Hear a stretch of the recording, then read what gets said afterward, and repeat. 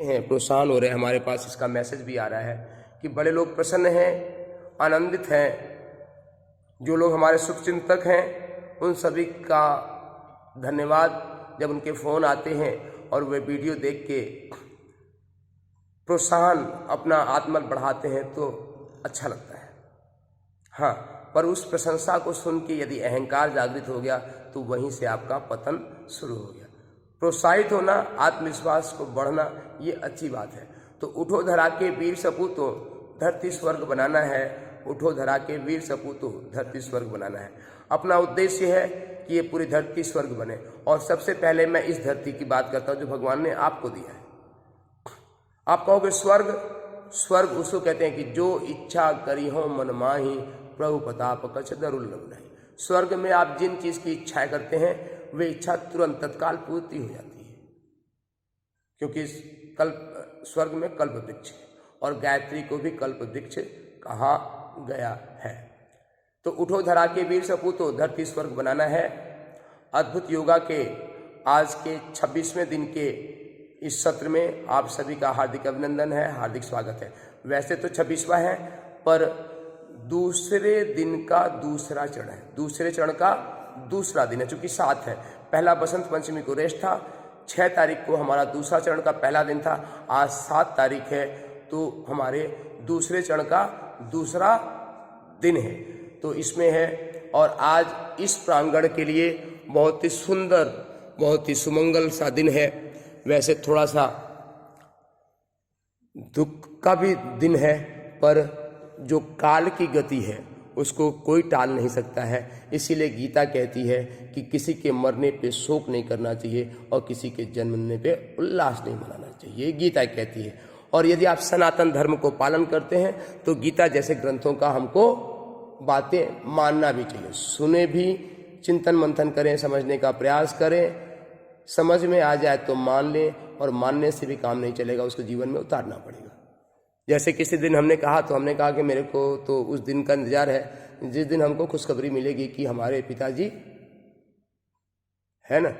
तो कुछ लोग हंसने लगे कि आप भी बेहूदगी वाली बात करते हो। हमने कहा सत्य कहीं बेहुदा होता है, सत्य सत्य होता है। तो ऐसे ही हमारे प्रिय, हमारे अनन्य और हमारे अद्भुत मित्र, हाथ जोड़ दीजिए सरकार, ब्रजमोहन सिंह चौहान जी के पिता गोलोकवासी ताराचंद जी सिंह चौहान, जिनकी समाधि भी यहाँ पे है, पर्दा बीच में आ जाता है, अपने सदगुरुदेव भगवान गोलोकवासी श्रद्धेय पूजनीय सूरदास महाराज जी के साथ बैठे हुए। कितनी बड़ी उपलब्धि है किसी व्यक्ति की कि अपने गुरु के एकदम सानिध्य में बैठे हुए। ये बहुत बड़े जीवन का सौभाग्य होता है।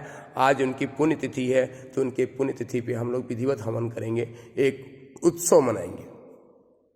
तो इसके लिए ब्रजमोहन जी ने हमको आज्ञा दिया था कि यह योगा जो है 7 बजे पूरा हो जाना चाहिए, ताकि व्यवस्था में हाथ बटाना है।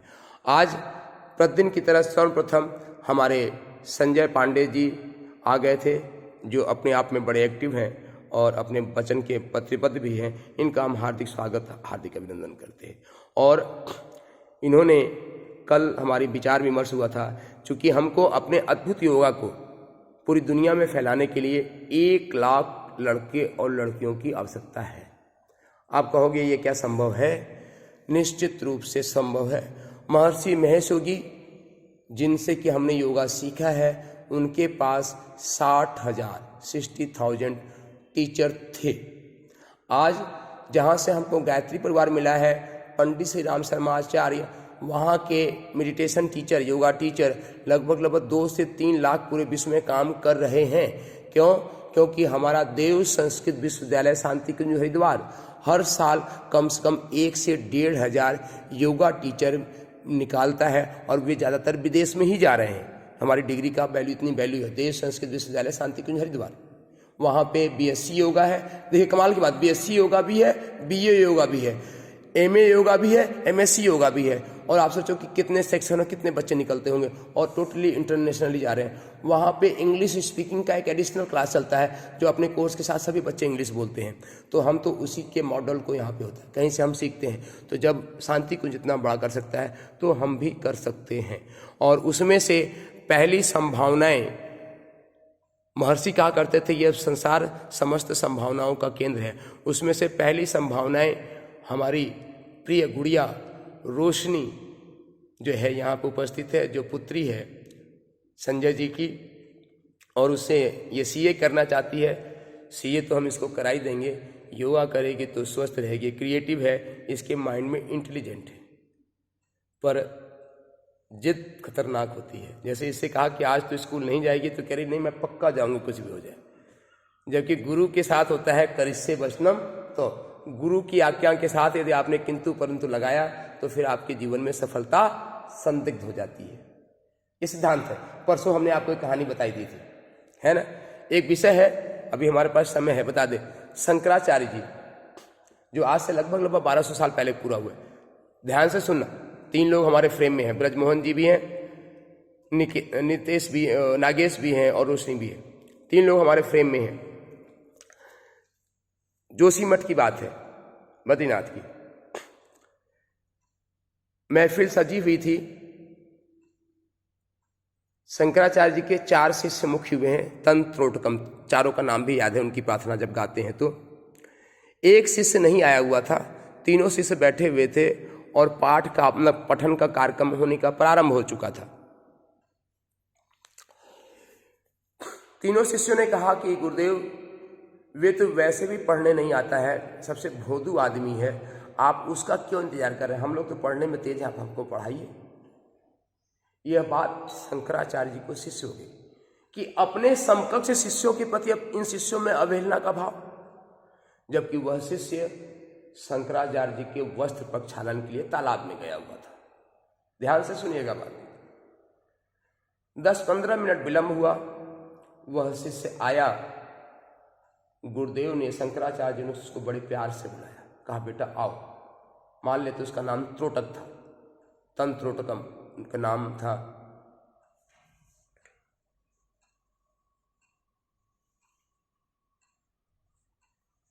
तो तंत्रोटकम को बोले कि बेटा आज आके हमारे बगल में बैठो।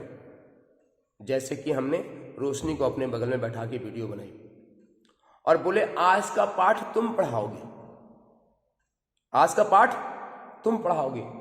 तीनों शिष्यों को आश्चर्य हुआ कि ये भोंदू जिसको कुछ आता नहीं है हमको पाठ पढ़ाएगा। वे शिष्य भी कहा कि गुरुदेव आप क्या कह रहे हैं। शंकराचार्य जी ने कहा कि बेटा तुमको हमारे पर विश्वास तो है ना। बोला गुरुदेव आप कैसी बात कर रहे हैं, तो बोला पढ़ाओ। और वह शिष्य गुरुदेव के बगल में, शंकराचार्य आदि गुरु शंकराचार्य का था, उसके बगल में बैठा और उस दिन के सारे पाठ को अपने शिष्यों को सुना दिया। ये होती है गुरु की महिमा। पर यह महिमा तब जगती है जब आपका विश्वास 100% हो, तब। शर्त आपकी है, गुरु तो पूर्ण हो तो भी, नहीं हो तो भी आपका विश्वास अपना चमत्कार कर जाता है। तो हम सबके मन में ऐसी ही विश्वास और प्रार्थना जगे, इस भाव से जो है हम सब प्रार्थना करेंगे। आइए ओम, हाथ जोड़ के प्रार्थना करेंगे। ओम वंदे भगवती देवी श्री रामं च जगद्गुरुं पादपद्मे तयोः स्थित्वा प्रणमामि मुहुर्मुहुः। ओम यथा सूर्यस्य कान्तिस्तु श्रीरामे विद्यते ह्यः सर्वशक्तिस्वरूपाय देव्यै भगवत्यै नमः। देव्यै भगवत्